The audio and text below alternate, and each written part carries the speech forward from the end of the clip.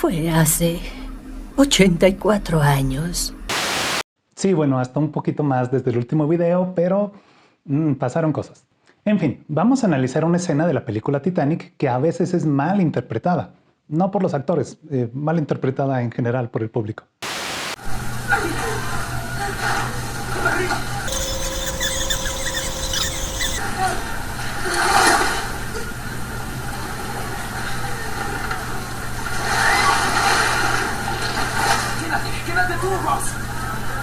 ¿Por qué Jack no sube a la tabla? En realidad es muy claro que lo intenta, y el problema no es que no haya espacio para los dos. Es evidente que sí lo hay. El problema es que la tabla se hunde cuando los dos intentan subir. Bueno, tal vez no se hunde completamente, pero sí lo suficiente como para que ambos, tanto Rose como Jack, no puedan estar completamente por arriba del nivel del agua. Hay que recordar que el problema era sobrevivir el tiempo suficiente como para poder ser rescatados por algunos de los botes salvavidas que pudieran regresar. Y para esto, lo ideal era mantener la mayor parte posible del cuerpo fuera del agua, que se encontraba a temperaturas bajo cero. En otras palabras, el verdadero peligro es la hipotermia. Y por lo que podemos ver, la tabla puede soportar el cuerpo de Rose y mantenerla fuera del agua en su mayor parte, pero no funciona cuando los dos lo intentan, y aquí el principio físico que está actuando se llama flotación.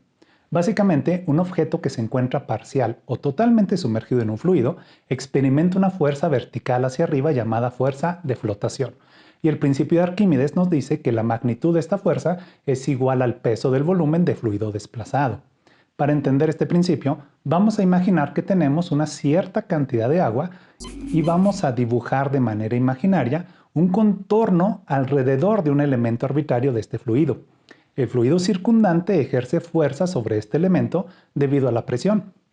Ahora, este elemento se encuentra en equilibrio, por lo que la suma de fuerzas debe de ser igual a cero. Por lo tanto, el peso de este elemento de fluido, que es igual a m por g, se debe de contrarrestar con una fuerza externa adicional, pero las únicas otras fuerzas que están actuando son las del fluido circundante, por lo tanto la resultante de estas fuerzas debe de ser igual que la misma magnitud y en dirección contraria al peso de este elemento. Ahora vamos a sustituir este elemento de fluido por un cuerpo de diferente material. La fuerza de flotación sigue estando presente y sigue siendo igual al peso del elemento de fluido que se ha desplazado.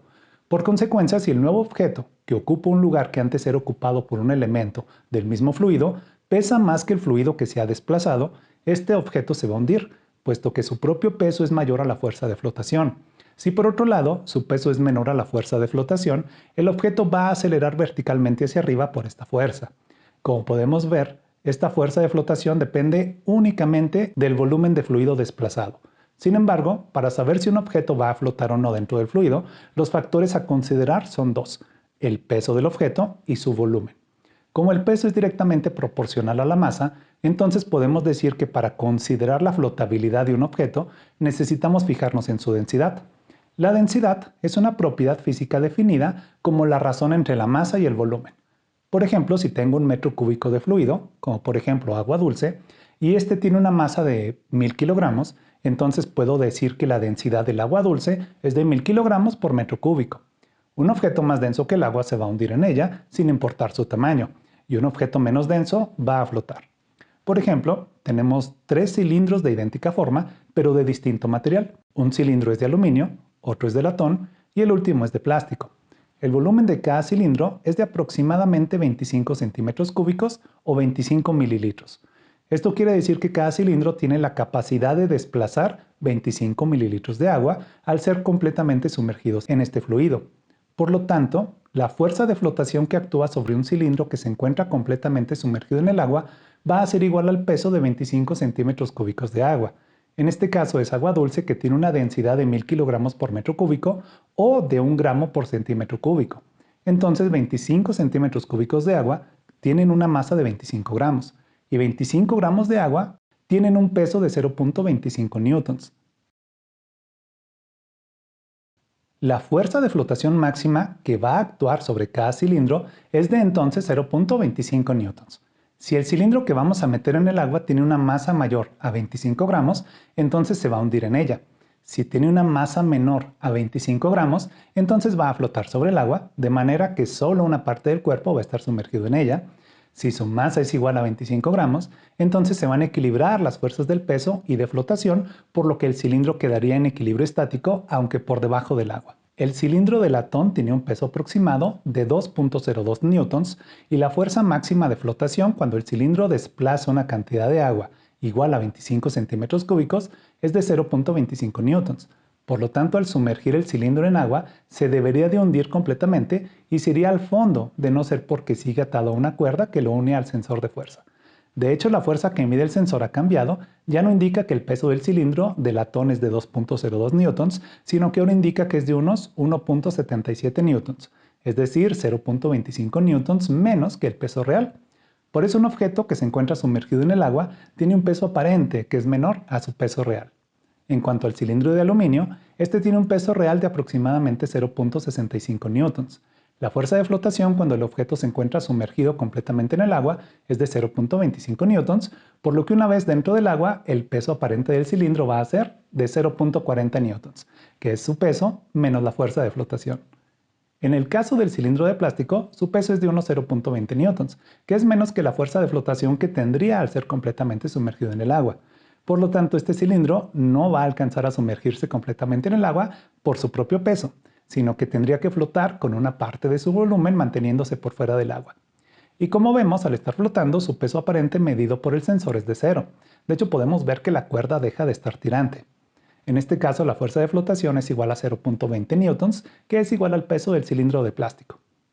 Ahora vamos a pensar en una balsa de rescate de madera. Esta tiene un peso de aproximadamente 0.17 newtons. Tomando en cuenta este peso, nos preguntamos, ¿la balsa va a flotar o no en el agua?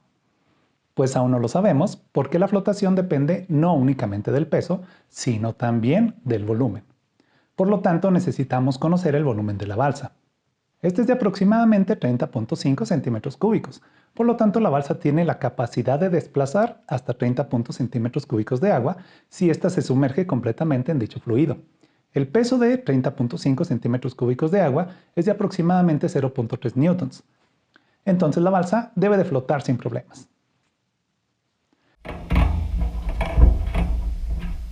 Y el peso máximo adicional que puede soportar la balsa antes de hundirse al fondo es de 0.13 newtons, siempre y cuando el objeto que añade este peso adicional no agregue una cantidad significativa de fuerza de flotación extra. Estos 0.13 newtons representan el peso de una masa de unos 13 gramos. Entonces 13 gramos es el límite que puede soportar esta balsa antes de comenzar a sumergirse en el agua. Y podemos ver que al intentar agregar pasajeros cuya masa se acerca o incluso supera este límite, la balsa se vuelve muy inestable. Es difícil acomodar estos pasajeros, que es justo lo que ocurre en la película. Esto significa que al final de la película, tanto Jack como Rose y la balsa se hubieran hundido hasta el fondo del océano si ambos se hubieran aferrado a la balsa.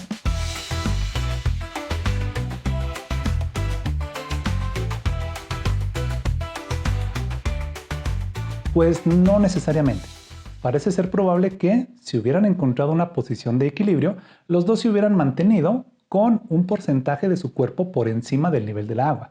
Aunque en este caso las probabilidades de sobrevivir para los dos tal vez no hubieran sido tan buenas como las probabilidades de que sobreviviera Rose ella sola. Eso dependería de qué porcentaje de su cuerpo estuviera sobre el nivel del agua y si eso incluyera o no a sus órganos vitales. Entonces tal vez podríamos decir que Jack decidió que era mejor darle a Rose una oportunidad mayor de sobrevivir a arriesgarse a que ambos perecieran, lo cual es bastante romántico. Bueno, según el enfoque con el que se mire. Nos vemos en un próximo video.